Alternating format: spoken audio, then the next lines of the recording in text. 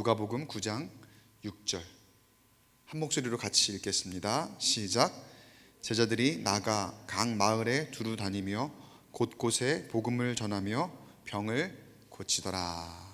아멘.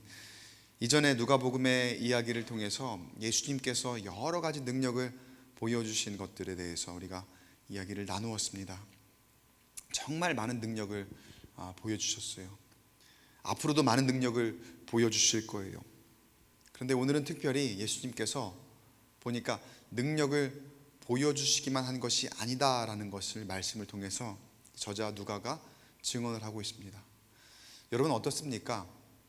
여러분의 삶 가운데서는 예수님의 능력이 어떻게 나타나고 있습니까? 늘 우리가 예수님의 능력을 기대하며 또 기도하지만 때로는 내가 기도하는 대로 응답이 더딜 때도 있는가 하면 어떤 때는 놀라운 것들을 경험하기도 하죠. 그런데 여러분, 그것이 그저 내가 수동적으로 받아들이는 것에 그치면 안 됩니다. 왜냐하면 예수님은 여러분을 부르셨고 저와 여러분을 부르셨고 저와 여러분으로 하여금 그 예수님의 능력을 가지고 그 능력을 사용하기를 원하시기 때문입니다. 믿으십니까? 그러려면 우리에게 능력을 주시겠지요. 능력을 주시겠지요. 근데 많은 사람들이 그걸 모르고 있어요. 내가 능력을 받았단 말이야? 내가 그런 능력을 가지고 있단 말이야? 은사라고도 표현을 하기도 하고 또 능력이라고 표현을 하기도 하는데 나는 그런 것들이 없는 것 같은데, 자 그러면 나는 어떻게 그걸 알 수 있을까? 어떻게 그리고 그것을 하나님 주님께서 말씀하신 대로 내가 행할 수 있을까? 오늘 말씀을 통해서 묵상하며 함께 들으며 나눠보기를 원합니다.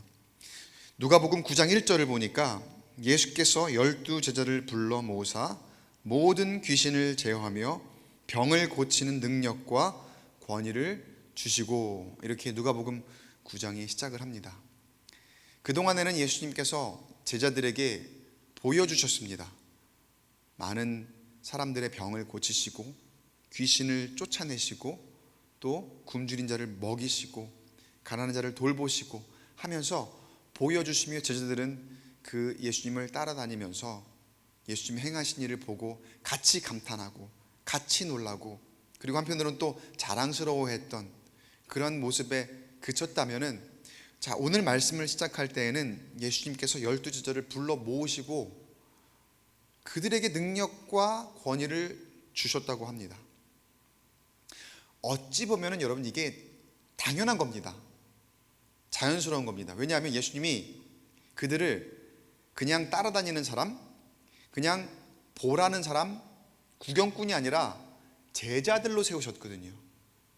여러분 스승과 제자가 있다 하면 제자는 당연히 스승의 모든 것들을 다 배우고 또 스승이 가르쳐준 것 외에도 자기가 본 것을 가지고 스승과 같이 되려고 하는 사람들이 바로 제자들이잖아요. 예수님께서 제자들을 세우셨지 예수님께서 그저 나를 도와주는 그냥 그냥 조력자 내지는 뒤치다거리 하는 사람들 그렇게 세우시지 않으셨거든요. 분명히 제자들이라는 표현으로 사람들을 세우셨다는 거예요.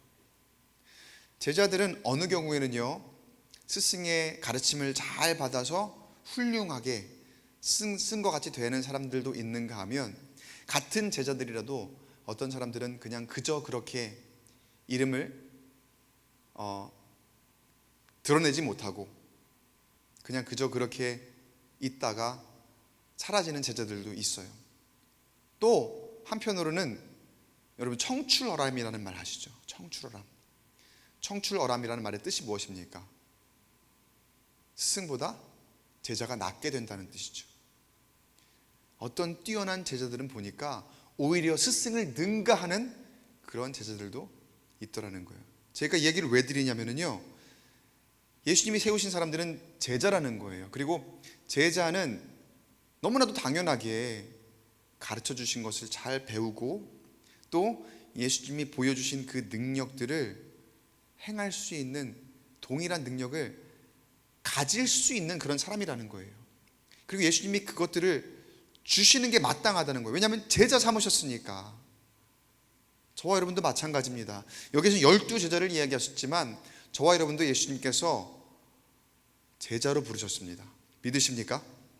제자로 부르셨고, 우리를 제자로 부르셨을 때에는 그저 내가 너희들 아픈 것 감싸줄게, 너희들 어려운 것 문제 해결해 줄게, 상처 싸매주고, 그리고 그 모든 것들에 대한 문제 해결의 혜택을 받아 그냥 그저 받는 사람으로 그렇게 그치려고 여러분을 제자로 부른 게 아니시겠죠. 우리를 제자로 부르셨을 때에는 그 가르침을 잘 받고, 또 예수님께서 성경을 통해서 우리가 받은 은혜대로, 우리의 믿음대로 주님께서 보여주신 능력이 있다면, 주님께서 치유하신 것이 있다면 그것들을 우리가 행할 수 있다라고 우리에게 말씀하신다는 거예요. 여러분, 그게 제자지요. 그렇지 않으면 제자라고 할 수 없는 거예요. 능력을 주셔요. 제자기 때문에. 예수님 늘 말씀하셨습니다. 그리고 실제로도 권능을 주셨습니다. 예수님께서 하신 모든 일은 우리가, 그리고 제자들이 성령의 능력으로 다 할 수 있다고. 그래서 여러분, 이 이후에, 예수님 부활승천하신 이후에 예수님의 제자들을 통해서, 사도들을 통해서, 그리고 교회 시대에 이르러 초대교회 이후에도 여러 우리의 믿음의 선조들을 통해서 성경 안에서 사도들의 행적과 증언들을 통해서 우리가 정말로 할 수 있는 거였구나, 정말로 예수님이 보여주셨던 그 놀라운 능력들을 제자들이 하는구나, 사도들이 행하는구나라는 걸 우리가 보게 되었잖아요. 그런데 중요한 것은 무엇이냐? 우리의 믿음이더라고요. 믿음. 성경에 그렇게 증언을 하고 있고 그렇게 기록이 되어 있는데, 그리고 그 이후로도 우리가 보는 그 증언들과 여러 가지 증거들이 있습니다. 그런데 문제는 세상이 가면 갈수록 우리가 세상의 문화에 점점 물들어가고, 그리고 하나님의 말씀의 가치가 이전과 같지 않은 그런 세상에 살고 있는 우리가 점점 믿음이 약해지고 있더라는 거예요. 저는 저 자랄 때의 기억을 해요. 불과 수십 년 전이죠. 10여 년 전이죠. 십수년 전, 그리고 수십 년 전, 오래되지 않은 그때만 해도 그 믿음이 얼마나 확고했는지, 성도들의 믿음이. 그러다 보니 맹목적인 그런 믿음에 조금의 부작용도 있는 경우가 있긴 했지만, 금요일 날 밤이 되면은요 대단했습니다. 꼭 저희 모교회, 제가 다니던 교회뿐만 아니라 어느 교회도 마찬가지였을 거예요. 그때 그 불편한 그 얇은 방석 있잖아요. 그 방석 하나만 깔고도 얼마나 뜨겁게 기도를 하고, 얼마나 뜨겁게 교회가 들썩들썩하게 사람들의 그 예배를 채우며 그리고 기도하는 그런 모습들이 있었는지. 그리고 그런 믿음이 있으니까 실제로 그때에는 사람들이 체험을 많이 했어요. 귀신이 쫓겨가고, 또 아픔이 치유되고, 또 실제로 함께 모여서 기도하는 중에 놀라운 기적이 일어나고 하는 그런 것들을, 성경에 나오는 그러한 모습 그대로가 실제로 우리가 눈으로 보고 경험할 수 있는 그런 모습들이었거든요. 그런데 세상이 급변하고 있더라고요. 세상 풍조가 나날이 변해가며 세속적으로 변해가고 있는 그런 시대에, 어느 순간 보니까 저도 목사가 되었지만, 어느 순간 보니까 목사인 저도, 그리고 제가 바라보는 성도들의 믿음도 너무나도 연약해져 있는 그런 안타까운 모습을 발견하게 됩니다. 눈으로 보여주는 게 너무나 많아요, 우리 시대에.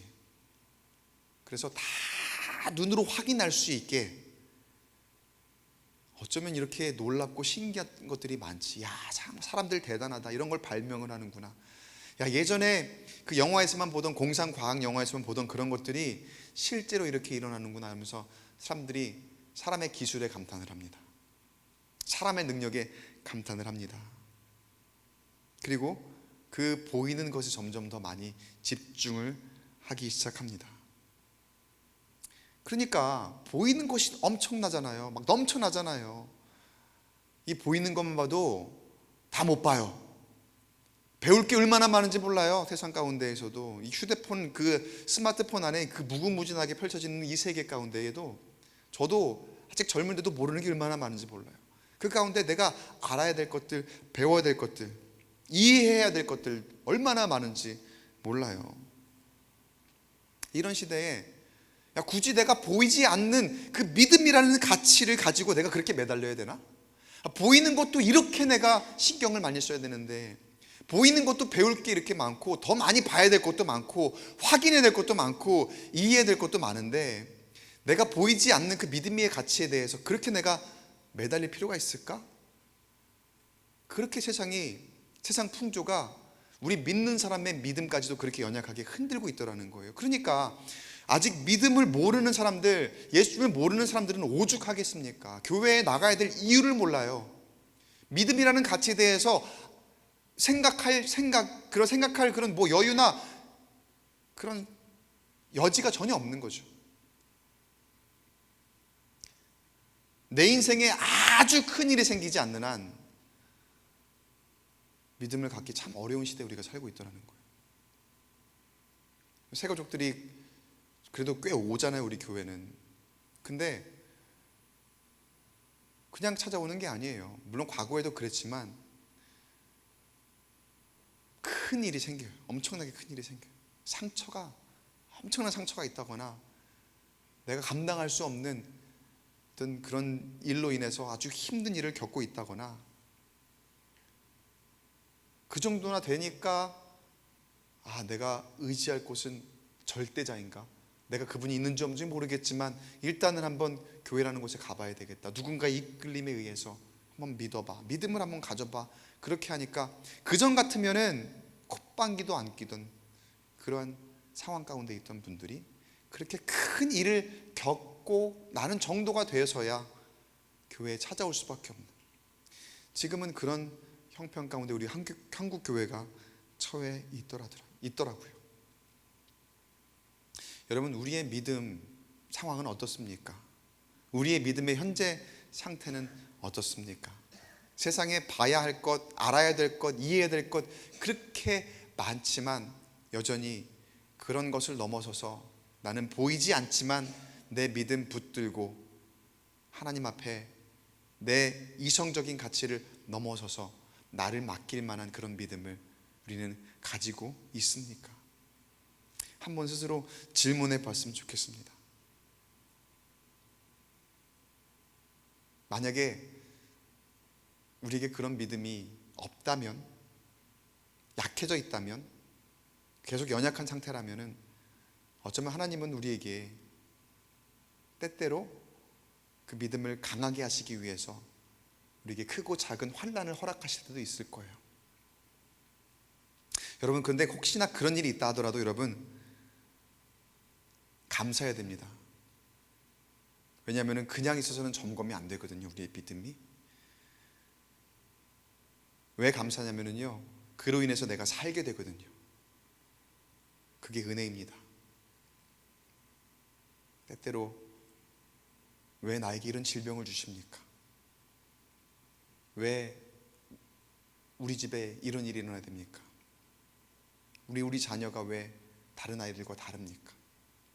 우리의 형편은 왜 이렇습니까? 왜 나아지지 않는 겁니까? 그럴 때 여러분, 불평불만보다는 내 믿음을 한번 점검해 보시고, 나의 믿음이 연약했구나. 다시 한번 나에게 능력 주실 것을 기대함으로, 그리고 그 능력으로 주님이 하신 일을 내가 고스란히 행할 수 있다는 그 믿음 가지고 살아갈 수 있도록 하나님께서 나에게 다가오시는 것에 감사하는 저와 여러분 되시길 주의 이름으로 간절히 축원합니다. 자, 주님께서 계속해서 권능을 주신 이유에 대해서 다음 절에 말씀을 하세요.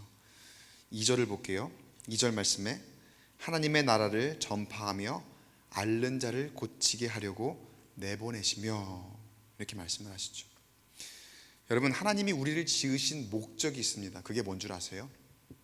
하나님이 우리를 지으신 목적은 우리가 하나님을 기쁘게 해드리기 위해, 그러니까 기쁘심을 받기 위해서, 영광 받으시기 위해서 하나님 우리를 지으셨어요. 여러분, 우리는 어떻게 하나님을 기쁘게 할 수 있을까요? 우리는 어떻게 하나님께 영광 돌릴 수 있을까요? 그걸 두 글자로 예배라고 합니다. 예배. 우리가 함께 드리고 있는 이 예배, 그런데 좀 더 포괄적으로 넓은 의미로 얘기하면은 삶의 예배라고 할 수 있을 거예요. 삶의 예배. 하나님이 우리를 지으신 목적대로 우리가 행하며 하나님을 기쁘시게 하는 것이 우리가 살아가는 이유입니다.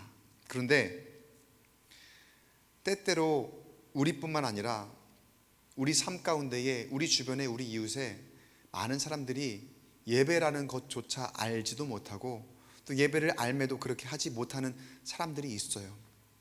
그런 사람들을 여러분에게, 저에게 보게 하실 거예요. 여러분, 그걸 보게 하신다는 이유는 뭐냐면요, 그 의미는 뭐냐면은 저와 여러분에게 이미 권능을 주셨다는 의미입니다. 왜요? 여러분이 그 사람으로 하여금 예배하게 해야 되거든요. 여러분이 여러분의 눈에 보이는 그 사람으로 하여금 하나님께 감사하고 하나님께 기뻐하도록 여러분이 그 일을 감당해야 되거든요. 방금 읽은 2절 말씀이 의미하는 게 저는 묵상할 때 그렇게 다가왔어요. 앓는 자를 고치게 하려고 내보내셨다라고 할 때 여러분, 여기 앓는 자라는 표현이 있잖아요. 근데 그 앓는 자가 육신의 질병만을 표현하는 게 아니에요. 영적인 의미로 다가가면은요, 여러분, 예배하지 않는 모습은 영적으로 앓고 있는 겁니다. 하나님을 기쁘시게 하지 못하고 하나님의 지으신 목적대로 살지 못하는 것은 우리가 영적으로 심각하게 병들어 있는 거예요. 아주 앓고 있는 거예요. 악한 영에 휘둘리고 있는 것이고 유혹당하고 있는 거예요. 미혹당하고 있는 거라는 거예요. 그런데 우리를 이 예배 자리를 부르셨고 삶의 예배를 드리게 하신 우리를 하나님께서 능력 부어주시며 그리고 우리를 내보내시는 이유는 무엇이냐? 바로 우리가 예배하는 만큼 우리의 눈에 보이는 그 사람들이 하나님을 예배하게 하기 위해 저와 여러분을 그렇게 사용하시는 줄로 믿습니다. 여러분, 예배의 가치를 좀 더 많이 확장해서 보셔야 돼요. 그저 내가 내 개인의 신앙을 위해서 이 자리에 나와서 여기에서 말씀 듣고 또 기도하고 돌아가는 것, 여러분, 우리 예배는 그것으로 끝나면 안 됩니다. 우리 예배는요, 이 자리에 와서 들은 말씀을 가지고 세상에 가서 그 말씀대로 살아가는 것, 그리고 그뿐만 아니라 내 삶의 자리에서 나와 함께하는 사람들과 함께 예배할 수도 있도록 나에게 주시는 그 능력대로 전하는 것, 그 말씀대로 행하는 것, 그것이 우리의 진정한 예배인 줄로 믿습니다. 쓰임받는 사람은 여러분 그렇게 예배를 더 확장해야 돼요. 근데 그 예배를 확장하며 쓰임받는 사람의 자세에 대해서, 자, 예수님께서 제자들에게 능력을 주시며 권능을 주시며 저 밖에 아직 복음을 모르는 사람, 아직 그 예배를 모르는 사람, 그 사람에게 나가라라고 하시면서 그 나가는 사람, 보내는 사람에게 필요한 자세에 대해서 말씀을 하시는데 3절 말씀이에요. 3절 말씀, 4절까지 계속 볼 텐데 3절 먼저 볼게요. 3절 함께 읽어보겠습니다. 시작. 이르시되 여행을 위하여 아무것도 가지지 말라. 지팡이나 배낭이나 양식이나 돈이나 두 벌 옷을 가지지 말며. 여기서 여행을 위하여, 그러니까 나가서 하는 사명을 전하는, 사명을 감당하는 그 중에라는 그런 의미죠. 여행이라는 의미는 상징적인 의미인 거예요. 우리로 따지면은 우리가 예배에 나와서 우리가 말씀을 듣고 세상에 나아가 말씀대로 사는 동안에, 그리고 우리에게 주신 그 능력을 가지고 내가 보이는 그 사람에게 내 복음을 전하고 하나님의 복음을 전하고 그 함께 예배할 수 있도록 하나님을 전하는 그 삶 동안에 라는 그런 의미죠. 근데 그 동안에 뭐라고 해요? 아무것도 가지지 말래요. 지팡이나 배낭이나 양식이나 돈이나 두 벌 옷. 사실 여행을 위해서 우리는 꼭 가방을 쌉니다. 짐을 쌉니다. 필수죠. 당연한 거죠. 상식입니다. 필요한 것이 많이 있을 거예요. 그런데 예수님께서는 그 여행을 위해서 아무것도 가지지 말래요. 왜 그러는 걸까요? 예수님께서 왜 이렇게 말씀하시는 걸까요? 지금 여행은 내 전도의 사명을 얘기하는 거거든요. 나가서 말씀대로 살아가는 그 사명을 얘기하는 거거든요. 그런데 그거 하는 중에 아무것도 가지지 말라, 이렇게 말씀하시는 걸까요? 이거는요, 여러분, 어느 일말의 가능성이라도 예수님 보시기에는 사람이 무언가를 가지고서 여행을 가면 그 가진 것에 집착을 합니다. 미련을 가지게 됩니다. 내가 가진 것에 미련을 두지 말라는 거죠. 심지어는 내 스펙까지도, 하나님이 나를 부르실 때에는 나의 어떤 능력 때문에 그 달란트를 보시고 어떤 자리에, 어떤 사명감에 쓰실 수 있거든요. 근데 심지어 그런 것까지도 의지하지 말라는 거예요. 그런 것에 미련을 두지 말라는 거예요. 그 말은 곧 무슨 의미입니까? 전적으로 하나님을 의지하라는 거죠. 전적으로 하나님만 바라고 하나님이 나에게 하실 말을 생각나게 하시는 것, 그것을 의지할 것이고, 하나님이 그때그때 나에게 공급해 주시고 부어주실 그것으로 내 사명을 감당하라 라는 그런 의미예요. 내가 가진 그 소유로 무언가를 해보려고 하는 것이 아니라, 내가 가진 그 능력으로 무언가를 해보려는 것이 아니라, 하나님께서 그때그때 부어주시는 그 능력으로. 여러분, 그래야지 내가 하나님을 전적으로 의지할 수 있거든요. 그래야 이 일이 내가 아니라 하나님이 하신 일이 될 수가 있거든요. 때때로 우리가 너무나 쉽게 저지르는 실수가 무엇입니까?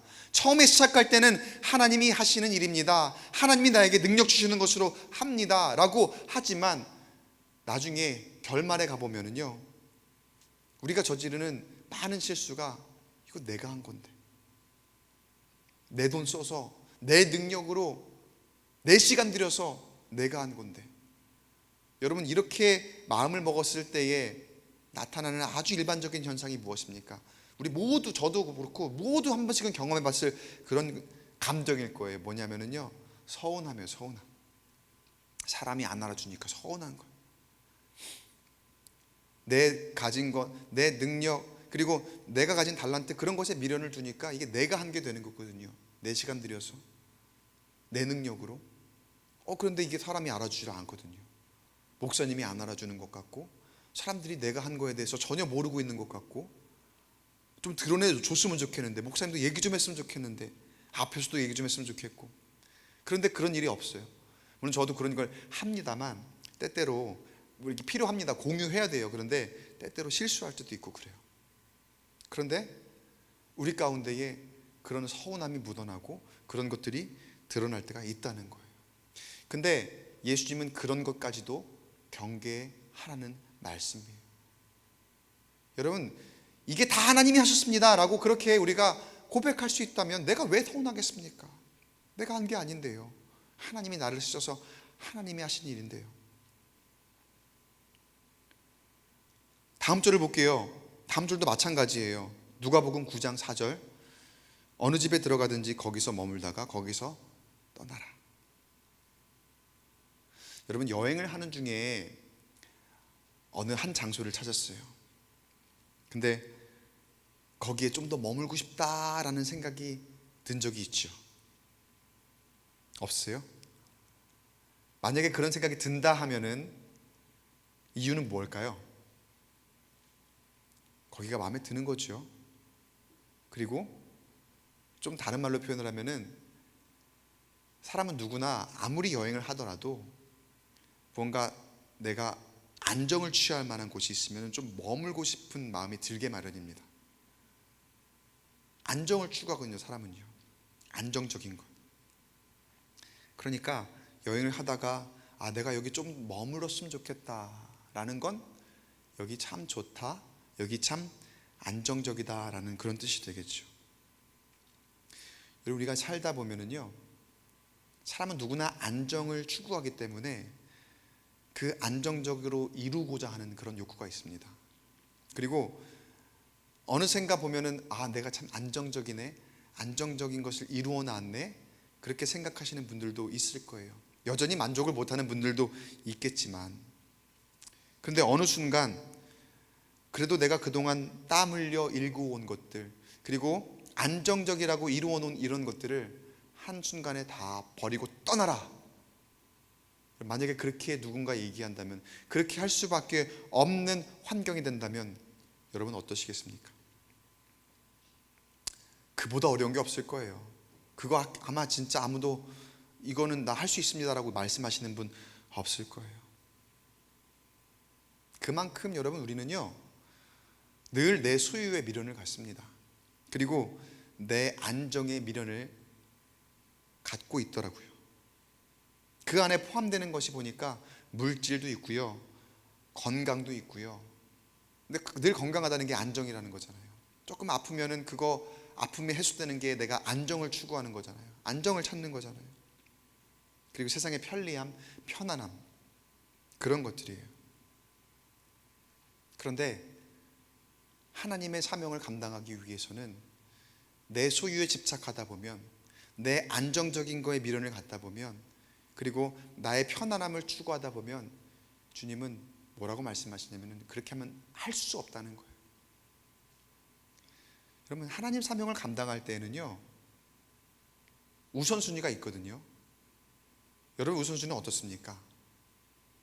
하나님이 우선이잖아요. 하나님이 우선이잖아요. 근데 안정적인 것을 추구하는 우리의 모습 가운데는요, 내 것 다 갖추어 놓은 다음에 하나님 그 다음에 할게요, 내 것 좀 다 갖추어 놓고 나 좀 안정 취한 다음에 그때 이제 하나님, 그 다음에 하나님 일 할게요, 그 다음에 예배할게요, 그 다음에 전도할게요. 보통의 우리의 상식적인 생각은 그런 모습 아니었습니까? 근데 우리 주님께서 제자들을 보내시며 말씀하실 때에 너희들이 경계해야 할 것이 이것이다 라는 것이 무엇이냐 봤더니만은 그 안정을 추구하는 것, 너희들 거 먼저 챙겨놓고 할 생각 하지 말라고 제자들에게 당부하고 계시더라는 거예요.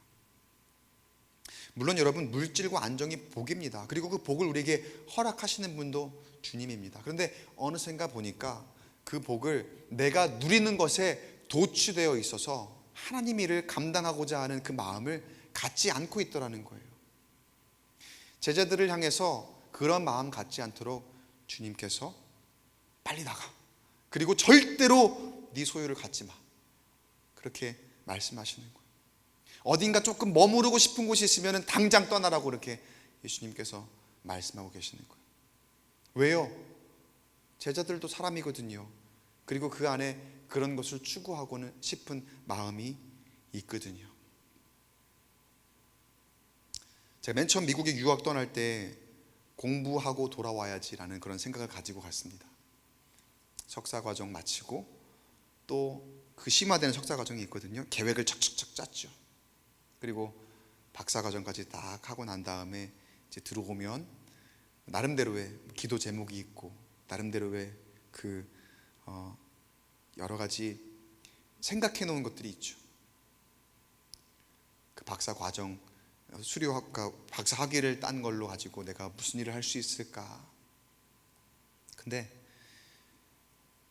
지금은 모르겠어요. 근데 그때는 제가 혼자 미국에 갔었거든요. 진짜 이렇게 공부하며 살다 보니까 미국이 좋더라고요. 혼자 있다 보니까. 그래서 그런지 몰라도 나름대로 어느 정도 공부를 하면서도 교회 일도 하고 또 여러 가지 다른 일도 병행하면서 나름대로 안정을 찾고 하다 보니까 이런 생각이 들었어요. 나 여기 살고 싶다. 처음에 계획과 생각과 다르게 여기 머무르고 싶다. 그리고 실제로 그 계획에 착수를 했습니다. 살기 위한 방법을 알아보고 어떻게 하면 내가 여기에서 학위 과정을 하면서도 여기서 살고 여기서 뭐 결혼도 하고 여기서 목회도 하고 할 수 있을까? 실제로 그런 계획을 가지고 행동에 착수를 하며 그런 일들을 겪는 과정 중에 하나님이 길을 막으시더라고요. 하나님이 길을 막으시고, 이야기는 기니까 나중에 기회가 된다면 하겠습니다만, 우여곡절을 겪게 하시고 집안에 사정이 좀 생겼습니다. 그래서 귀국을 할 수 있도록, 이제 강제 귀국을 하도록 저를 이렇게 몰아가신 거죠. 그때는 원망을 많이 했어요. 다시 갈 생각도 했어요. 미련이 있으니까. 제가 그곳에 다시 갈 줄 알고 거기에 다 놓고 왔어요. 아직까지 제 친구네 집에 있는지 없는지 모르겠어요. 살림살이들이 나름대로 제가 산 것들인데 다 놓고 왔어요. 지금은 뭐 생각도 안 나지만 다 놓고 왔는데 그런 것들에 아직 미련이 가는 거예요. 와서도 다시 가야 되겠다 그런 생각을 하는데, 나중에 생각해 보니까, 또 이 말씀을 준비하면서 묵상을 하면서 보니까 내가 거기에 미련을 갖고 있었던 거예요. 제가 거기에 안정을 취하고 싶은 그런 마음에, 그런 욕구에 내가 거기에 목회를 하고 싶었던 걸까? 내가 정말 그 사명감을 가지고 하나님의 그 나에게 주신 그 소명을 가지고 이것들을 하려고 했던 것일까? 아니면 내가 안정적으로 잘 살고 싶었던 것일까? 거기에 제 마음 가운데 찔림을 주시더라고요. 가만 보니까 어느샌가 후자의 생각들이 더 많았어요. 거기서 목회하면 안정적이야, 좀 더 편해, 그리고 거기에서 사는 그 삶에 어느 정도 도취가 되어 있었고 좀 좋았다는 그런 생각을 가졌으니까. 나중에 보니까 그 모든 것들이 나도 모르게 제가 안정을 추구하는 것들이었고 하나님께서 그러한 모습을 원치 않으셨다는 것을 제가 이 말씀을 통해서 준비하는 과정 가운데 다시 한번 깨닫게 됐습니다. 물질과 안정이 복입니다. 분명히 우리에게 주시는 복입니다. 그런데 보니까 거기에도 경계선이 어느 정도 있더라고요. 뭐 어느 걸 경계라고 딱 정하지 못하겠지만 그건 우리가 각자가 알 거예요. 하나님께서 때때로 우리에게 주시는 경고의 메시지도 있고요, 사인도 있고요. 근데 그 복이, 그 안정과 물질, 우리에게 주시는 그 복이 그 경계를 넘어서는 순간 보니까 독이 될 수도 있더라는 거예요. 이건 어떤 양적인 걸 말하는 게 아닙니다. 절대적인 양을 말하는 것이 아닙니다. 내 마음이 얼마나 하나님보다 그곳에 가 있는가.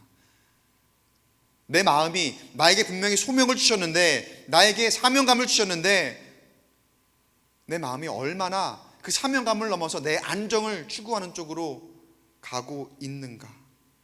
여러분, 그 물질과 안정으로 인해서 내 믿음이 약해지고 있다면요, 내 신앙생활이 현저하게 방해를 받고 있다면 우리가 점검했을 때 우선순위가 하나님 앞에 드리는 그 예배보다 다른 것이 먼저 돼 있어서 예배가 많이 밀려 있다면, 하나님이 우선순위에 밀려나 있다면, 그러면요 정말 다시 한번 생각해 봐야 됩니다. 다시 한번 점검해 봐야 됩니다. 하나님은 내 안정을 추구하는 것, 그리고 나에게 물질의 복을 주시는 것, 건강의 복을 주시는 것 다 즐겨하십니다. 기뻐하십니다. 즐거워하십니다.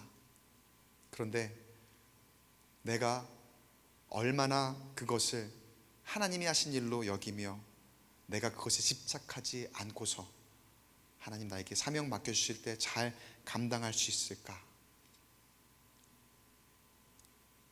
오늘 말씀을 통해서 다시 한번 나를 돌아보고 하나님 주시는 그 말씀대로 행하기 위해서 하나하나 하나님을 우선순위로 다시 돌려놓는 데 집중할 수 있는 저와 여러분 되시길 간절히 축복합니다. 자, 이 말씀을 들은 제자들이 어떻게 했을까? 오늘 아침에 결론을 보겠습니다. 누가복음 9장 6절 말씀, 6절 말씀 우리 같이 한번, 우리 본문 말씀이죠, 같이 읽어보겠습니다. 시작. 제자들이 나가 각 마을에 두루 다니며 곳곳에 복음을 전하며 병을 고치더라. 아멘. 예수님이 하신 말씀 그대로 제자들이 순종했더라. 그리고 순종하니까 그 능력이 고스란히 제자들을 통해서 나타났더라. 할렐루야. 보세요. 아까 6절 말씀 보니까요, 제자들이 나갔대요. 아까 예수님께서 내보낸다고 하셨죠. 내 권능을 주셔서 내보냈다. 그러니까 내보낸 대로 제자들이 거기에 있지 않고 나갑니다. 그리고 그 뒤에 보니까 뭐라고 나와요? 각 마을에 두루 다니며 곳곳에 복음을 전했다. 각 마을에 두루 다녔다. 어디 한 곳에 머물러 있지 않았어요. 어디 한 곳에 나는 여기가 좋으니까 여기에서 조그마한 교회를 만들고 여기에서 이 사람들을 위해서 함께 내가 기도하고 예수님의 능력을 전하면 그것도 괜찮지 않을까? 근데 예수님은 그렇게 말씀하지 않으셨거든요.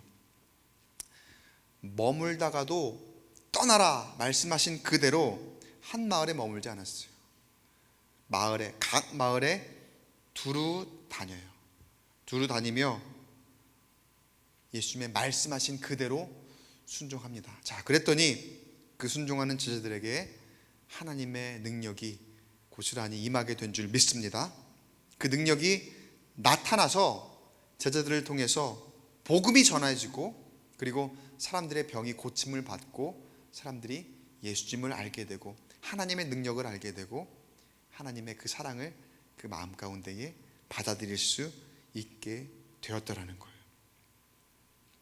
그 능력이 제자들을 통해서 병을 고치고 그리고 육신의 질병뿐만 아니라 영혼의 질병까지도 다 고치며 예수님의 말씀에 순종할 때에 그 능력이 나타나게 된 줄 믿습니다.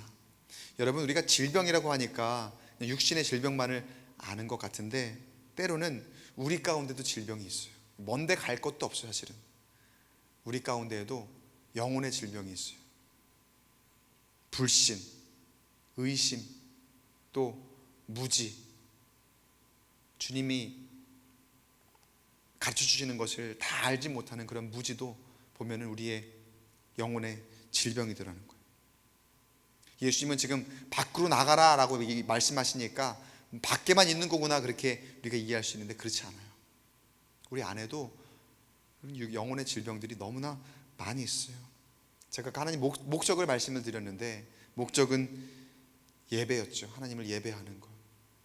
여러분, 우리가 예배하는 가운데에 늘 집중하고 그리고 전심으로 예배하고 성실하게 예배할 수 있게 되길 간절히 축복합니다. 그 공예배뿐만 아니라 우리의 삶의 예배를 말씀드리는 거예요. 그러기 위해서는 우리는 하나님 앞에 먼저 우선순위를 내어드리고 하나님 앞에 집중해야 됩니다. 그러할 때에 우리의 불신 사라지고 우리의 의심 사라지고 우리의 무지함이 하나님 주시는 지혜로 말미암아 더 주님을 아는 지식으로 충만하게 나아가게 될 줄 믿습니다. 여러분, 하나님이 우리를 그렇게 채워주실 때에 우리를 더 귀히 사용하셔서 이제 우리를 통하여 우리만 예배하는 것이 아니라 예배하는 자가 더 많아지도록 우리 가운데에 부흥을 허락하실 줄 믿습니다. 안팎으로 예수님이 밖으로 말씀하셨다고 우리가 밖에만 신경 쓸 것이 아니라 우리는 안팎으로 신경을 써야 됩니다. 우리의 지혜 없음 그리고 능력 없음에 무너질 때가 참 많이 있는데 여러분, 다른 곳에서 원인을 찾지 마시고 가장 먼저 해야 할 것이 무엇일까? 전심으로 예배하는 것, 그리고 먼저 우리의 모임 이것을 잘 챙기는 우리가 되길 바랍니다. 그리고 우리가 제자 되었을 때에 예수님이 예배를 통해서 우리에게 말씀하실 거예요. 그러면 그 안에서 우리가 듣고 보고 깨닫는 대로 말씀대로도 살며 복음 전하며 그 능력을, 주님 주신 능력을 행하기에 부족함이 없는 우리 모두가 되기를 간절히 축복합니다. 그를 통해서 우리에게 세상을 이길 힘을 주실 것이고 지혜를 주실 것이고 승리를 허락하실 줄 믿습니다. 그렇게 앞으로 우리에게 맡겨진 사명의 자리와 예배의 자리를 잘 지키면서 주 안에서 복된 인생이 되시기를 주의 이름으로 간절히 축원합니다.